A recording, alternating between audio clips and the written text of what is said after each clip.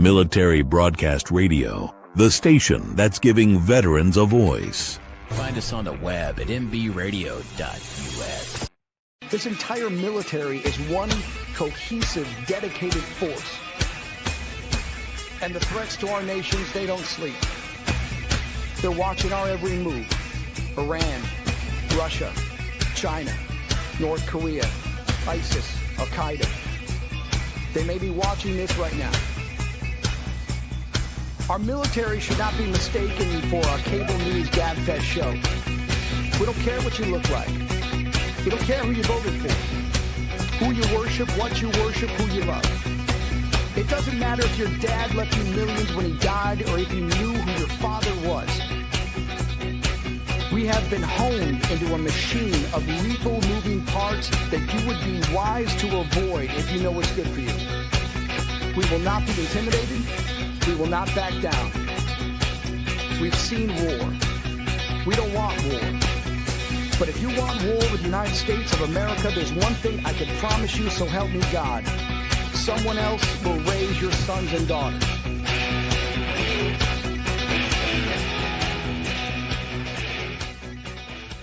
Opinions expressed in this program are those of the speakers and do not necessarily reflect the views or positions of any entities they represent.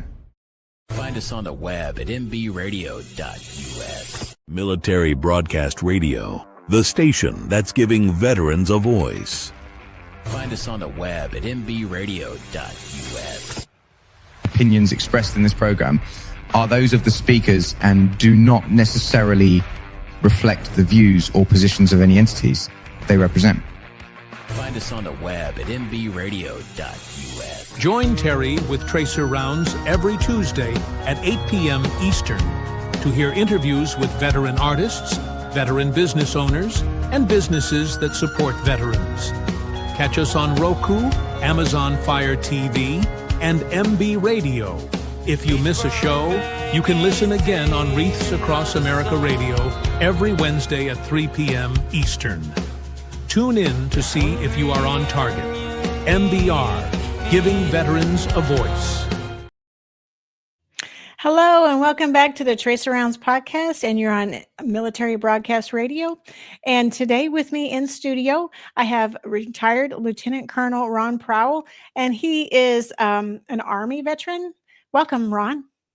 Thank you. I'm really glad to be here. Thanks for the opportunity. Absolutely. I'm really excited to have you. We met at the VFW Post 611 in Arlington, and you guys were unveiling a mural that was painted on your building, which was quite amazing, I might add. Yes, we had some veterans that we decided to allow some of the veterans to come in and do that, and it was quite a very detailed mural that was painted on the wall. It gives credit and service to all the branches of the service, and because we have at that VFW post, we have all branches of service that are represented there, to include the Coast Guard. Very cool. So I know you're an Army veteran and you joined in the 80s. Do you want to tell us about why you decided to enlist? Yeah, the 80s seems such a long time ago, and yes, it was a long time ago. I'm originally from a small town in Middle Tennessee, Columbia, Tennessee, and I graduated from high school and went to Tennessee Tech University on a football scholarship. Oh wow! Well, my mother and dad, my dad was a blue collar worker, my mom was a homemaker, so I got to college and on scholarship, and that went well. But towards the end, my scholarship ran out before my education did, because I was the first one in my family to go off to college. Oh, so wow. Rather than have my dad pay for my continued education to finish my degree, because I hadn't accelerated as I should, I had a friend of mine that was in the ROTC that came to me and talked to me about joining the National Guard. And I said, "What's the National Guard?" Right. So he goes, well, they're offering a $2,000 signing bonus. And I said, $2,000? That's a lot of money for a college kid that's been broke for the last 3 years. Right. So I went to a recruiter and had a listen, and it's like, yeah, we can send you to Fort Sill, Oklahoma. I said, okay. So I decided to go ahead and enlist, and I called my mom and I said, well, Mom, I'm joining the military. And she broke down crying because my dad was drafted between Vietnam and Korea, and he didn't have to serve abroad. And my mom said she always thought that one of her boys would end up in the military, and then there I was. I didn't even know about that. Oh, wow. So I left the college football field and went to basic training at Fort Sill, Oklahoma. So how was Fort Sill? Because it's probably not one of our better or newer posts, not even in the 80s, I don't think. Yeah, well, it was it was a drastic change for me.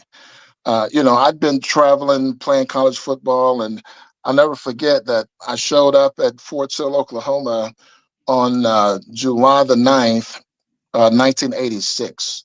And I had back in the days, my shoes were penny loafers. So I had my penny loafers and I had my khaki pants and my shirt and I got a fresh haircut before I went there. So I had to fly through Dallas. I got to Fort Sill in this little propeller plane and I landed. And this E6, I told him, I said, hey, they gave me at the map station, they gave me this meal card that I'm supposed to eat when I get here because I was hungry towards the end of the day. Yeah. And he said, well, he snatched it out of my hand and says, well, you won't be needing that. So it was culture shock from the word go as to what have I gotten myself into. So it's like 8:30 in the evening. That desert Fort Sill breeze hit me in the face in the middle of July, and a teardrop rolled down my face and said, I have messed up. I've made a very bad decision. So it was a quite interesting immediate transition from, civilian life and football and all this kind of things to being in charge, have someone being in charge of you 24/7. Right. So dictating your schedule besides coaching. Oh, absolutely. Absolutely. So, you show up for 0 week and, you wake up the first morning you wake up and somebody's coming into the barracks and the light comes on at 5 o'clock in the morning and somebody's tossing a trash can down the aisle. I'm really questioning life now is what did I do? I've made some very bad decisions. I think a lot of us have come to that thought when we Yeah. first got there and we were like, oh man, what in the world is all this noise? Yes. It's definitely something you weren't unless you had a relative or something kind of explaining what it looks like when Yeah. you're going to basic training and when you're Yeah. a new recruit, somebody that explains it to you, then you know what to expect. But when you go in blind with no information, it's quite eye-opening, like you said. Oh my Yeah. goodness. So I got to, finally got through the military processing and got, doing the duffel bag drag. And, I still had my kit bag from playing college football.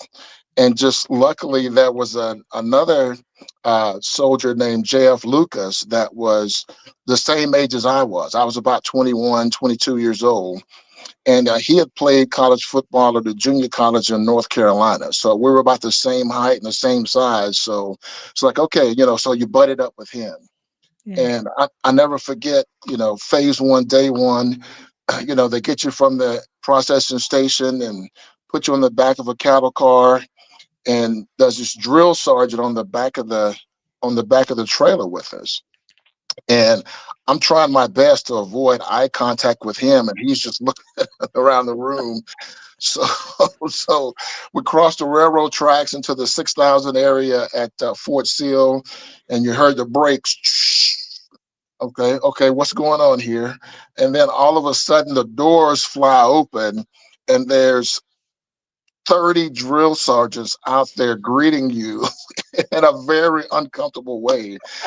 You, you know, I mean, you got privates falling over each other. Get off my cattle car. Get off my cattle car. So we had to go to the pad there, to the drill pad, and we're standing there. So I'm like one of the older, mature ones. So I'm standing there, parade rest, not trying to make eye contact with anybody. I'm seeing privates being dropped all over the place, and the drill sergeant finally came up to me. What's your name, Private? Private Prowell, drill sergeant. Where you from, Private Prowell? I'm from Tennessee. He goes, no, Private. No private is going to be from the same state I'm from. So right now I'm going, okay, I've committed to being from Tennessee. This is not going to be good. Oh my goodness. Yeah. So he asked me again. Well, he made me drop and give him 20. So I got back up. Where you from, Private? So now I'm at a conundrum. I'm going, well, do I say Tennessee or do I say something else? Well, I don't want to lie to the man, you know. So I said, Tennessee, drill sergeant, Private. There's no private going to be from the same state that I'm from. Drop and give me 20. Got back up. Where you from? I said, Boise, Idaho, drill sergeant. Why are you lying to me, Private? Get out. So that was my phase 1, day 1 of basic training. Yes. So did you ever get to tell him you were from Tennessee? Did he ever believe you, or did he let you tell him you were from Tennessee? After I graduated from basic training, before I went to AIT, he allowed us to have some kind of casual conversation. So yeah. That's funny. It's funny you say Boise too, because I'm from Nampa, Idaho. So Okay. you say Okay. Boise is funny to me. Yeah. Yeah. I don't know where that came up in my head, but that was the name. That it was as far away from Tennessee as I could imagine. Right. That's hilarious. So what did you enlist for? What was your job specialty that you enlisted for?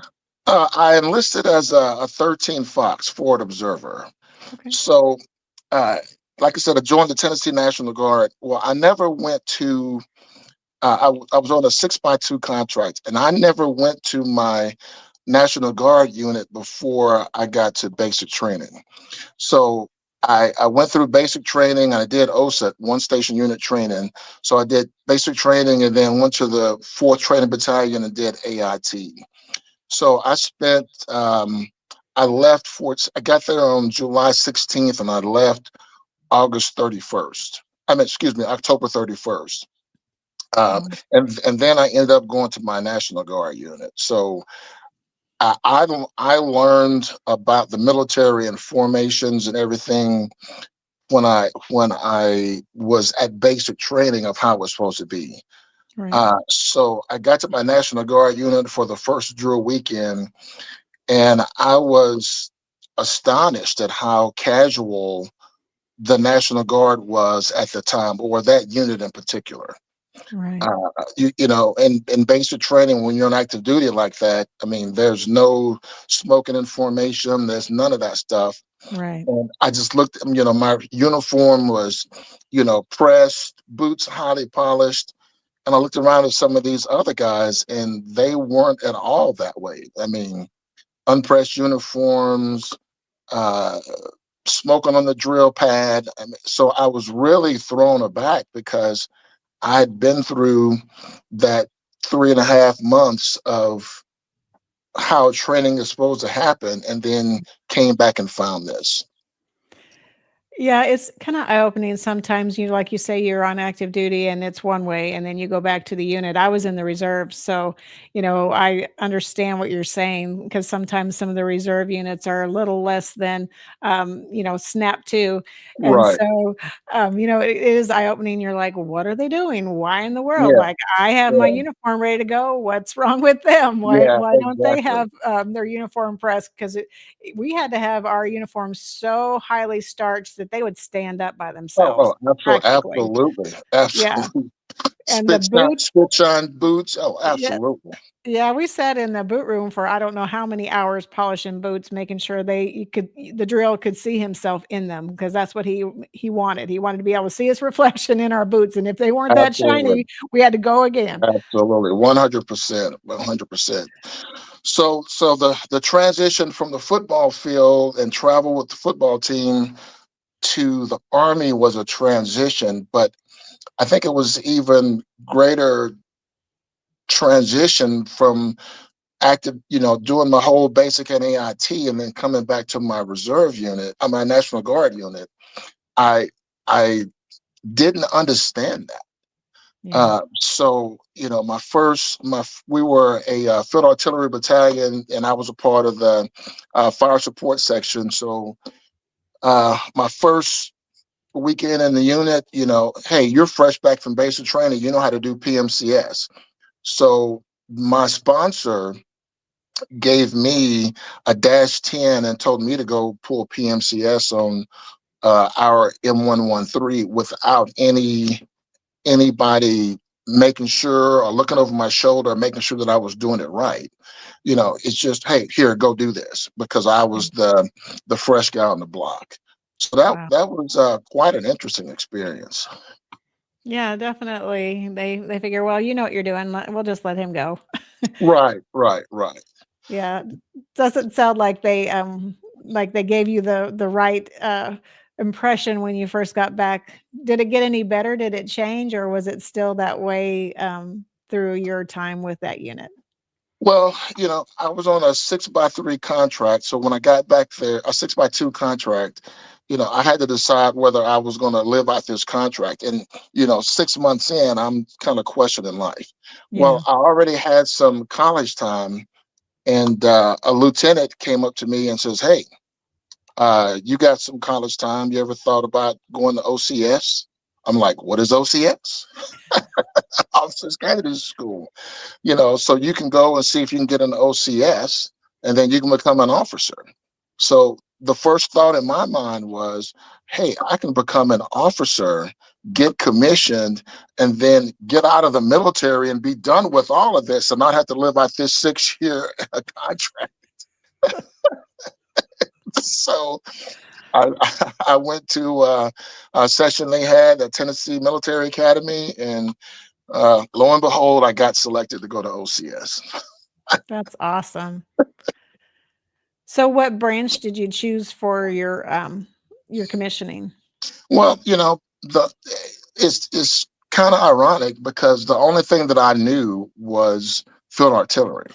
Right. So I'd always wanted to be a pilot when I was growing up. Everybody wants to be a jet pilot, or at least I did. Right. And I didn't ask too many questions. And I had some friends that were in some personal friends before that were in field artillery unit. So I said, well, I'll, branch field artillery. So that's how I ended up in field artillery. I see. Well, let's take a quick break, and then we'll be right back. We can continue the story because I'm interested to hear what's next. So I think we're going to play a real quick Reese Across America ad, and it benefits obviously soldiers at the Arlington National or whatever cemetery you want to have your Reese placed, but it also benefits Reese Across America and their platform supporting veterans, and then it also helps ours. So we'll play this real quick, and then we'll be right back with Ron. At Military Broadcast Radio, the goal is to offer a platform for mental health advocacy while connecting the military community through various media platforms.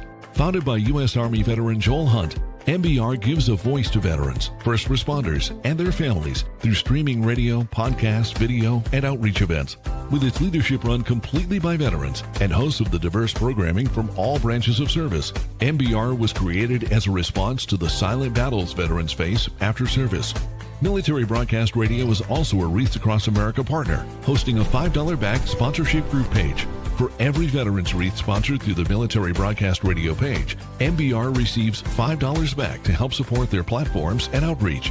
Veteran and first responder stories need to be told and shared. And with your support, MBR can continue to bring together veteran nonprofits, mental health organizations, and government agencies to bridge the gap between veterans and vital resources. To find out more and donate, visit wreathacrossamerica.org/MBR. The station where our veterans' voices are heard. MBR Talk. Hey, thanks for supporting our channel by watching and listening. Find us on the web at nbradio.us.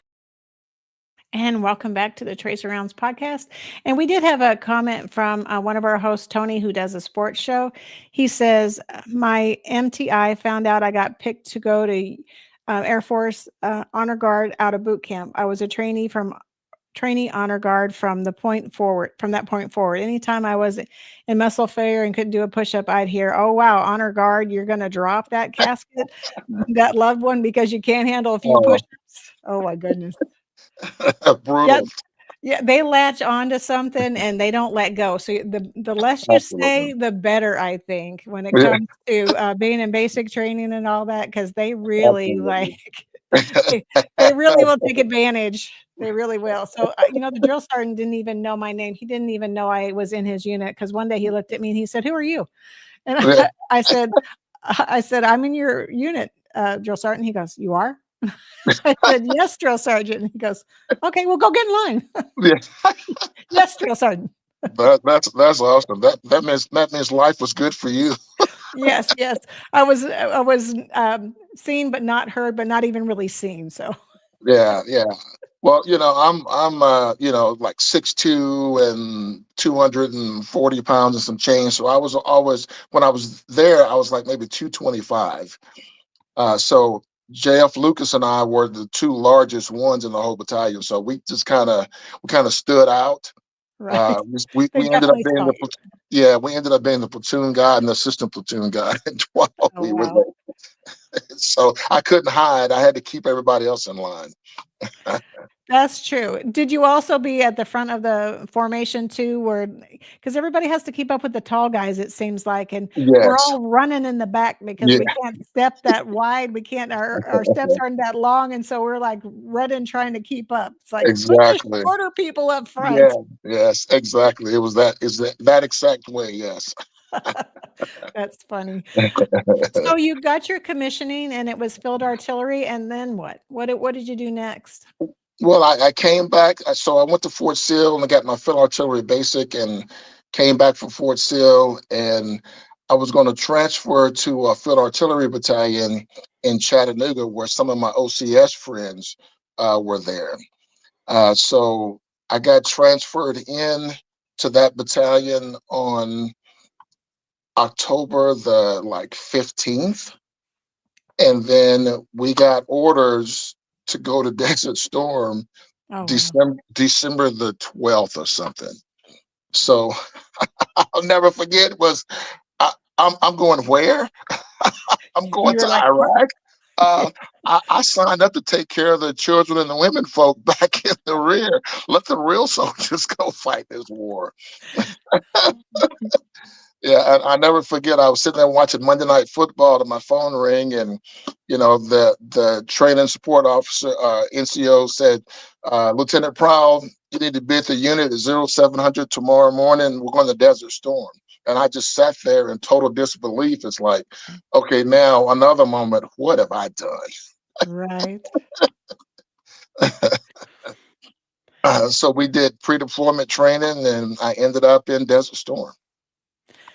So how long were you there, and what type of unit or what type of things did you do over there? I mean, obviously you're in field artillery, but what would you say your mission set was primarily when you were on the ground there? Yeah, I was a fire support officer. I worked in the fire direction cell, and we did all the calculations. We were one of the few 8-inch battalion, 8-inch field artillery battalions that was in theater. So the fire direction cell ones make all the calculations for the guns when they're going to fire downrange. So we were in contact with the forward observers like I was when I was in basic training in AIT. they would call back to the fire direction cell. We would do the calculations for the field artillery rounds and then shoot the rounds downrange. We were a roundout field artillery brigade that was attached to the 3rd Armored Division. Oh, wow. So how long were you there? How many I, months? I, Or I was it? I was there 6 months. I was there 6 months. So got there in December and left in May. So, the interesting thing back in those days so I ended up getting mobilized and deployed, later on. But back in the 90s, when it came to National Guard units, we didn't get was BAH unless we'd been on active duty for 6 months. Oh, So all we got was just basic pay. oh, wow. So the smarter ones that be uh, got us off the books at 184 days or so that they wouldn't have to pay us BAH. Oh, So wow. so and that was the same way. Field artillery is one of the longest officers basic courses. Hmm. So it was 184 days so they could get us off the books so they didn't have to pay us BAH. Oh, wow. Because you were guard and Because it's state funding. And so they're trying to save state funding. exactly. Okay. So that was just Wow. something that we learned once we got on active duty. But hey, it was what it was. We did the mission, and that wasn't a deterrent for us going over to do the mission. Right. So what did you do after you came back home? And what were you doing in the meantime for work? Because you were a guardsman. So what were you doing on the civilian side? Yeah, so I got my degree, and I'm an engineer by schooling. Okay. So I went to work for a foundry in Chattanooga, and that's where the Field Artillery Brigade was, in Chattanooga. So I was right there doing that. Well, about so they started all this thing about National Guard units being deployed, blah blah blah blah blah. Well, about a week before we got deployed, they did staffing cuts on my civilian job. So I ended up getting laid off from my civilian job about a week before I went on active duty. Oh, wow. Well, I guess it So, was good timing then. oh yeah, yeah, If you absolutely, had to have that happen, I mean, I guess that's the best time is when you were getting ready to be on orders and have a full-time job and not have to Ab- worry about money. absolutely. Well, so I started interviewing for a company in Alabama, and then I called them up and says, "Hey, I'm going to Desert Storm. Please consider me when I get back." And they says, "Okay, we'll consider you when we get back." And they were actually a defense contractor that made track shoes and for military vehicles. They made 70% of all the track shoes out of Anderson, Alabama for military vehicles. So they were definitely supportive of the military. And when I came back, I moved to Anderson and started working for them. Oh, wow.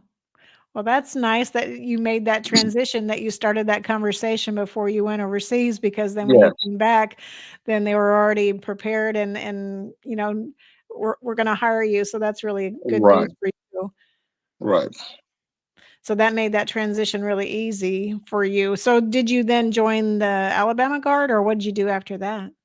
No. I stayed at the one in Chattanooga because it was what I knew. I, didn't know anything else.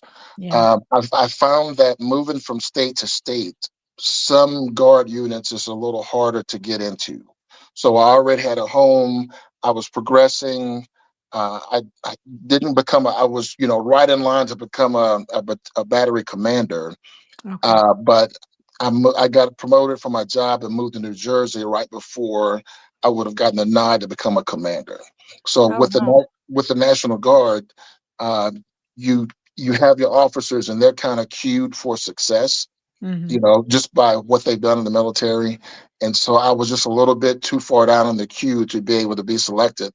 But then I moved to New Jersey and then joined the New Jersey National Guard. And how was that? It was different. I mean, you figure the guards are different by state. Uh, New Jersey has its own set of challenges, but it was a place where I was getting ready to call home. Yeah. So I got up there, and I'd always told myself, if you do 10 years in one day, you may as well stay for 20. So I'm up there. I got up there. I was about 9.5 years in. I'd say, okay, I've had enough of this fun. I'm getting ready to resign my commission. And then I went into a battle, a drill meeting the day before, on the Thursday before drill weekend, and the battalion commander called me in his office and says, "Well, are you ready to be a commander?" I said, "Well, here you go. I'm not going to turn down my command time." Right. So 10 years in one day got me. I made that decision, but I ended up doing 30 years. 5 times it was all said and done.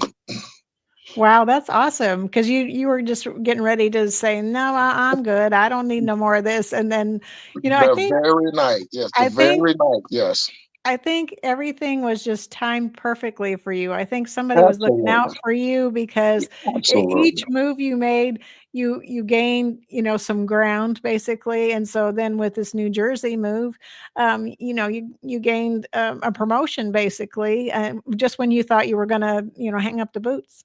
Exactly. I'm a firm believer, especially as I look back, everything happens for a reason. Yeah. And I didn't realize that the things that I've been through had prepared me for things that, I've done later on in life. Isn't that the truth? Some things you do and you're like, why am I doing this? This makes Right, absolutely no right, sense. right. But you're right. It prepares you for something in the future you don't even know you're going to do yet. But Absolutely. gives you the skill sets to do that job, and you're like, "Well, now I know what that was all about." In hindsight, Absolutely. it's 2020, and so it's kinda interesting how that works out. That's really Yeah, awesome. yeah, it is pretty awesome. One thing, all of our training before we went to Desert Storm was all European theater training. So we had maps and reading a map sheet and doing land navigation and all that kind of stuff. Yeah. So we're on our way to Desert Storm, and I'm wondering, you know, is there a map of the desert? How do we maneuver in the desert? Well, Right. when we got there, they put this little cool thing in our hands called a GPS, and I'm like, what is a GPS? Well, that was when the GPS was fielded during Desert Storm as a way to navigate across the desert. Yeah. So we had to do, training on this GPS to figure out how to get across the desert. And look at the GPSs today. We all have them on our phones in every vehicle, Right? So you were on the cutting edge of the technology. and didn't even know it. Yes, Right. You're like, "If I would have only known what I know now." exactly, exactly. That's awesome. So you became a commander, and then what did you do after that? Obviously, you're here in Texas. So Yeah. how did you move around? What was next for you after that? Well, after that, I left New Jersey and I got a job in Texas. So I came to Texas, and of course, I was looking for another command job or an S3 job in the Texas National Guard. But Texas is a big state, and there's a lot of soldiers here. So Yeah. I went through. There was a course that officers had to go through called a Combined Armed Services Staff School. And when I got in that staff school, I did that as a transition to trying to find a home in the National Guard, Texas National Guard. And I met some reserve officers. They were conducting the classes. Mhm. And that's how I ended up transitioning into the Army Reserve. So that's when my career really took off, because I took all my combat arms experience and ended up going into the 75th Training Division as a training officer. And so we did pre-deployment training for National Guard and Reserve units all around basically the Southwest. Oh, wow. So did you find the reserves different than the guard? Oh, absolutely, Yeah. absolutely. The reserves is, there are more opportunities in the reserves, especially for officers to get promoted. If you have, a head on your shoulders and you're willing to raise your hand to take the challenge. I mean, my promotions came on time. Like I said, in the National Guard, soldiers were kind of queued up as to when they were ready to be promoted. So typically, as a second lieutenant, you're 3 years before your promotion to first lieutenant. Well, when you get to be a first lieutenant, then you got to wait on a captain slot to go into. Yeah. So I was actually a first lieutenant instead of 3 years, 5 years before I found that slot in New Jersey and got promoted to captain. So when I, got my promotion to captain, later on, the military recognized that I had missed that 2-year window. So they actually gave me back pay and redated my rank to captain back 2 years to where I should have been promoted. Oh, wow. Yeah. I bet you didn't expect that, did you? I had no idea, but someone told me, had a good S1 section. They told me you need to do this, and I did it, and hey, it worked. Thank you. Right. Yeah, it pays to have a good S1 section. If they know what they're doing, they can be very helpful. Absolutely. They can help or they can hinder. Be on their good side. Yes, absolutely. Right. I was in S1 for a long time, so I definitely know. But I tried to take care of everybody. I tried to make sure everybody's records were up to date and that everybody had what they were supposed to have. And if they didn't come in and for a birth month audit, I went and found them. Absolutely. You're a good one. Yes, absolutely.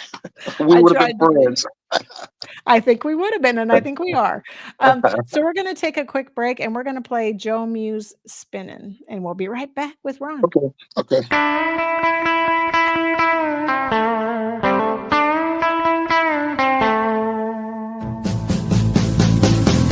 Been a little crazy, and I haven't had much time.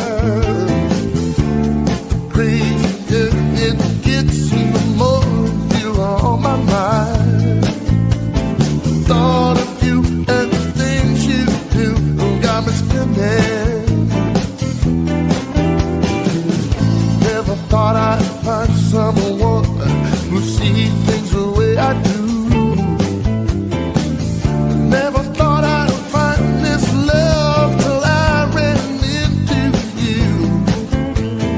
Filled the hole in my soul, got me spinning.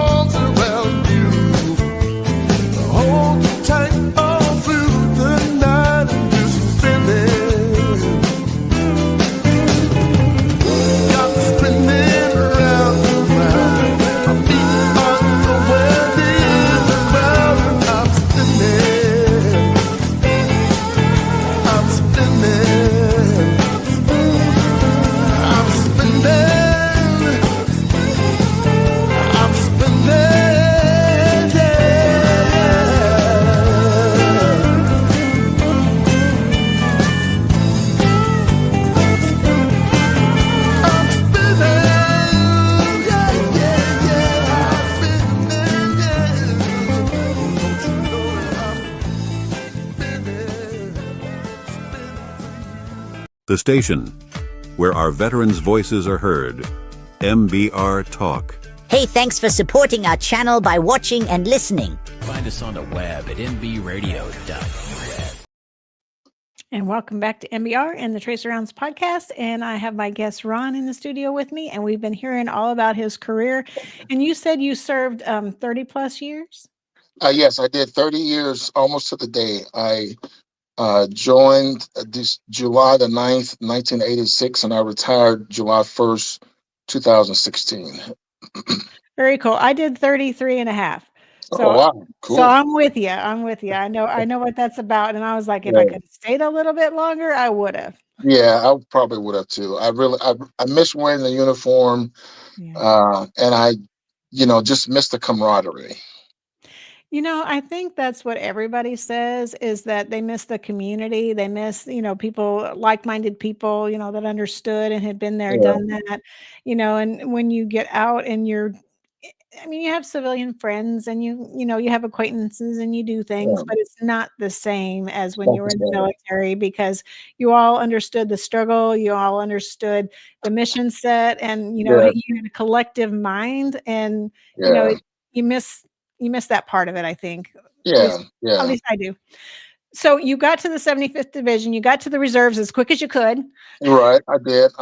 That went well. So I ended up getting mobilized in 2003. So I was mobilized until actually 2008, the latter part of 2008. So I did 5 years of mobilization. And then I got selected for battalion command as a major. So I got selected below the zone to lieutenant colonel a year early, and then after I was selected for battalion command as a major. That's pretty awesome. Oh, I felt pretty good about it. I mean, the reserves, your promotions came on time, unless you didn't prepare yourself. And I always told my soldiers, the ones that I was in charge of, is to be the obvious choice. So to be the obvious choice for promotions and opportunities, you have to have your schooling out of the way, your education out of the way, anything that you need to do, PT test, whatever, you got to be prepared for the opportunity whenever it comes, not start preparing when you're facing the opportunity. You're absolutely right. Yeah. So, ironically enough, at my retirement, some of my former soldiers came back, and, it was fascinating and heartwarming to hear them give your words to you, sir. You taught me how to be the obvious choice, and look where I am today. So great times. I feel Sounds good like you're one of the good ones. They say that officers that were prior enlisted, the green to gold types, do make better officers, because they know what it's like to be a basic trainee, and trash cans down the hallway, and you get to see a good attitude, if you're awake, you get to see and understand what good leadership is and what it's not. So that's so true. That's so true. So I internalized all of that. I think you did. And I can tell that you were definitely one people would come to for advice, that they would say, well, what do you think about this? And what should I do about that? And I bet you had some sage advice for them. It sounds like, just preparing yourself, because a lot of people wouldn't tell somebody that, they really wouldn't. They wouldn't say, okay, well, what have you done to prepare? Like, why aren't you preparing? This is how you look good, in front of the board. This is how you get to that next promotion, because truly you have to come off of that paper, because all that goes in the reserve side of the house, all that goes forward for promotion is a packet. And if that packet doesn't speak to your worthiness for the promotion, you're not going to get it, because you actually have to come off that page and come alive to those people that are reviewing your packet. Because if you don't, it's like, well, that's just another one. Like, you don't jump out at people. So you're so right that you really have to prepare yourself and go to the schooling and get good on the PT test, do things like that, so that you shine. Absolutely, absolutely, and those things speak for, like, to your point. Your records is the only voice that you have. So what's in your records is your voice, and how prepared are you? Right, and but it's also too, and I've kind of I used to be for NCOERs and OERs. I used to kind of monitor those and send them back if they weren't quite right. But Right. I was like, telling the officers and telling the higher enlisted when they're rating their soldiers, that's all they get. So whatever you Absolutely. goes before the board. So you better make sure that you're putting what they're actually doing and really making a difference on their evaluation. Because if you're not, Yeah. to your point again, it goes before the board and it has to speak for you that that Right. you're knocking it out of the park. Absolutely, absolutely. You can't sell yourself short, but you can't sell the people that you're evaluating short either. I love mentoring my officers, and I really call it mentorship. They would say, "Sir, what do I need to do?" And I usually can tell them, "Well, when I was in that situation, this is what I did." Now, I can't tell you what to do because I don't know exactly how you got there, Yeah. but I've been in a whole myriad of situations. So when I was faced with those challenges, this is what I did. So take my words and understand that I was able to package it up in my whole set of experiences. Now you take that. I'm not going to tell you what to do. I'm not going to give you advice, but I'm going to give you an example of what I did when I was in a similar situation. Now you go make your own decisions. And they seem to grow from that because I wasn't telling them what to do. I was just saying, "Hey, think about it. Be proactive in your own career. Be responsible for your own career and where you want to take it. But you, you know, uh, remember the Army values and take pride in the work that you do. Autograph your work with excellence." I love that. Yeah. That is a good saying. I love that. I'm gonna have to use that. Okay. All right. I really love that. So after the 75th, what did you do? And you said you were there for you were on orders or you had a tour for 5 years. What were Yeah. you doing Yeah. on that tour? I was doing pre-deployment training for National Guard and Reserve units at Fort Sill, Fort Bliss, Texas. Spent probably 2 years at Fort Bliss, Texas, down at Fort Hood, also Fort Polk, Louisiana. And then there's Camp Beauregard, Louisiana, where we did pre-deployment training for a lot of the Louisiana Guard National Guard units. The Louisiana Guard is an interesting one, isn't it? Oh, yes, yes, it is. We were at Camp Beauregard, and there was the National Guard commander. I won't call his name because he may be listening. Um, we were doing pre-deployment training down there at Yeah. Camp Beauregard, and Camp Beauregard is one of these backwood places that you really don't want to be out by yourself in. Mhm. So there's a road that goes between there that there's some pretty strange activities going there. So in the middle of the night, my soldiers were there and we had our weapons. Where somebody was pointing a red dot at our soldiers while we Oh, were there. no. Yeah. And so I went to the commander the next day and I said, "Sir, uh, unless you could provide a safe training environment," and I told him what had happened, "we're Yeah. not going to train your soldiers." "You mean, Major, you're not going to train my soldiers?" And he called me outside and says, well, in front of his whole staff, "You're not going to train my soldiers?" And he told his S3 to find me somebody that's going to train my soldiers. Then he took me out back and goes, "Well, that's a good decision." Why, why, why could you have said that in there? Right? Oh my goodness. That's the Louisiana National Guard, and I'll leave it at that. I get you. Wow. Okay. That's funny. Oh, goodness. So you trained units and you got them ready to deploy, and then Yeah. what was next for you after that, after you came off of orders and finished that But, mission? but battalion commander, 316th Quartermaster Battalion up in Oklahoma. I finished my command. I ended up transitioning to the IRR. Um, just trying to find a home after being a battalion commander. Yeah. And I ended up finding an opportunity because I wanted to go to Afghanistan. So I ended up going to Afghanistan as a team chief or as a backed biometrics director of task force biometrics. So we were getting retinal scans and fingerprints and of these people in different villages, and connecting them with IEDs or weapons caches. So I did Wow. I did that for about 7 months. I was over there for a year, Wow. and then the latter part of that year, I was ended up working for the commanding general, General Dumford, and I was a deputy chief of operations working in his situation awareness room. So I was responsible for writing General Dumford's situation awareness report. I worked from 2000 to 0800 every day, and had to have his situation awareness report on his desktop between 0630 and 0635 every morning.